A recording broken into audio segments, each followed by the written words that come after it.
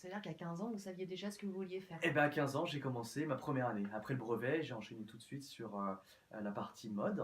Et puis voilà, après je me suis jamais arrêté. Et puis C'est un rêve de gosse c'est qui se ça, réalisait. c'est ça, oui. Votre mère cousait et puis vous a initié un petit Voilà, peu. ma maman cousait aussi. Mon père était aussi chez Covadis, donc il faisait les dessins industriels des agendas et autres. Donc la fibre artistique dans ma famille était déjà là, hein. Et puis après, ben, j'ai enchaîné sur créer ma propre entreprise en parallèle de mes études. Ouais. Ça a commencé à fonctionner sur le prêt-à-porter. Et après, j'ai décidé de passer en haute couture. Mais là, sur le plan financier, rentabilité, c'est impossible d'avoir ça. Donc après, là, depuis 2 saisons, je suis revenu au prêt-à-porter en m'installant sur Nantes. Et ça marche maintenant plutôt bien. Alors, c'est quoi la différence entre le prêt-à-porter, et la haute couture? Alors, la différence entre le prêt-à-porter et la haute couture, c'est que le prêt-à-porter, il y a normalement un modèle qui est fait par une équipe de stylistes ou un créateur indépendant et suivi une production. Ouais. Voilà, qui ensuite est distribuée soit dans des multimarques, concept store et revendeurs indépendants, ou par le créateur lui-même s'il a assez de moyens financiers pour vendre lui-même en boutique. Mhm. Alors que la haute couture, c'est uniquement des modèles uniques, où il y en a maximum entre 2 et 3 par continent, et c'est extrêmement cher. Voilà, c'est hors Je de vois prix. bien. Donc Voilà. là, vous vendez vous faites donc des séries, si je comprends bien. Vous Alors moi, créez je fais uniquement que des modèles uniques pour le moment. Il n'y a D'accord. pas de production. Voilà. Il n'y a pas de production. Non, et non, vous, non. vous faites connaître par le biais de défilés. Alors je fais donc oui à chaque défilé donc je fais une présentation. Donc je fais la collection de A à Z par moi-même et ensuite il y a donc les ventes et je vends sur ma boutique qui m'appartient à 100%. Je reverse 13% au nom de domaine qui est Etsy.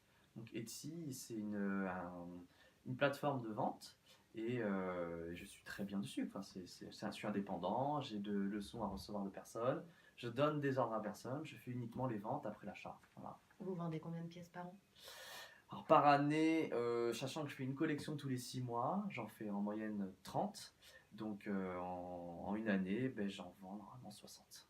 D'accord. Voilà, 60 vêtements par an, ça fait à peu près 2-3 vêtements par mois. Quoi. Ouais. Voilà, voilà. Et ça fonctionne bien? Vous commencez à avoir des fidèles qui Oui, vont, en haute couture, non, ça n'a jamais fonctionné. Hein. C'était vraiment pour plaisir, c'était de l'art pour la créativité. Et là, le prêt-à-porter, on est plus dans un côté commercial, marketing, business.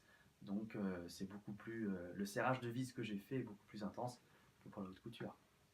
Donc Voilà, c'est voilà. c'est une activité qui vous arrivez à pérenniser en tous les cas. Maintenant oui, parce que là je fais entre Paris et Nantes, je Ouais. présente mes collections entre Paris et Nantes, et à partir de juin 2019, je vais attaquer le marché monégasque, parce que je présente la collection à Nantes en mars, et au mois de juin à Monaco. Voilà, donc il m'a fallu 5 ans pour rentrer en principauté.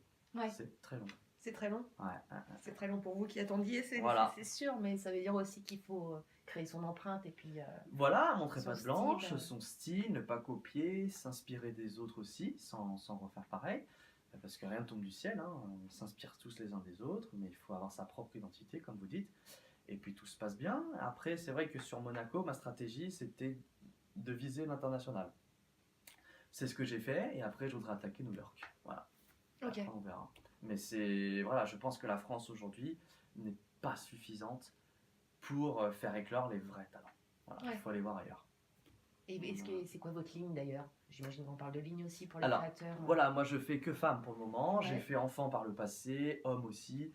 Ça fonctionnait pas, j'avais pas la fibre artistique pour ça. Ouais. Je fais exclusivement femmes, je sais les mettre en valeur. Voilà, il n'y a pas. Il Voilà, y a quoi? Il y c'est a des naturel pour couleurs moi. qui vous viennent plus naturellement? Des Oui, matières? oui. Bah, j'ai principalement, j'aime beaucoup le coton, le gazard, la soie, le lin, la mousseline, en fonction des saisons. Pour l'automne-hiver et le printemps-été, j'utilise vraiment deux cercles de matières différentes. Bien que tout se rejoigne, j'aime bien voilà, du lourd pour l'hiver et du léger pour l'été. Voilà. Avec des couleurs qui reviennent ou pas? Non? Au niveau des couleurs, il y a du blanc. Le blanc? Beaucoup de blanc, du orange, du rouge pour l'été. Et pour l'hiver, je mets beaucoup de noir, du vert, du gris, du bleu marine, du bleu roi. Des Voilà. choses plutôt féminines, je vois beaucoup de robes là par exemple. Oui, alors je fais principalement des robes parce que c'est là où je suis vraiment le plus à l'aise. Parce Ouais. que je pense que quand on est artiste aussi, il faut savoir se mettre en danger. mais également proposer quelque chose de différent de ce qu'on a l'habitude de faire. Voilà, voilà. C'est demander l'opposé à un artiste, des fois il est meilleur que dans ce qu'il sait faire. Voilà, faut inverser des fois. Alors, c'est quoi l'inverse de...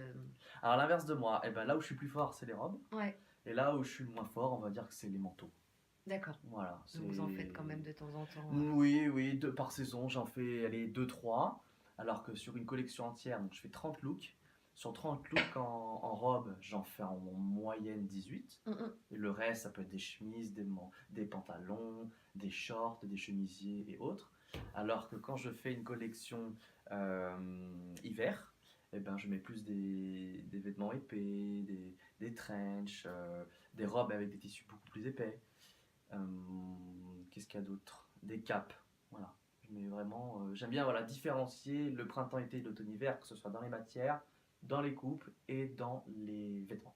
Et est-ce qu'on peut penser quand même qu'il y aurait quelque chose qui reviendrait dans tous vos modèles qui ferait qu'on vous identifie Parce que, une marque de fabrique? alors, pour le moment, parce que bon, moi je m'autofinance à 100%. Ouais. Hein, j'ai pas de financier, j'ai pas de prêt, tout ce qui est voilà, les banques, les groupes financiers spécialisés dans le luxe et les concours, Ouais. pour moi c'est une sélection qui piège souvent les gens parce que vous avez l'avis de quelques personnes qui vont décider de ce que vous allez être plus tard. Moi je fonctionne pas comme ça. Je préfère faire par moi-même, je me suis fait par moi-même, hein, self-made man, comme on dit aux États-Unis. Et voilà, j'espère après par la suite développer plus ma ligne sur les sacs, les parfums, mais plus tard.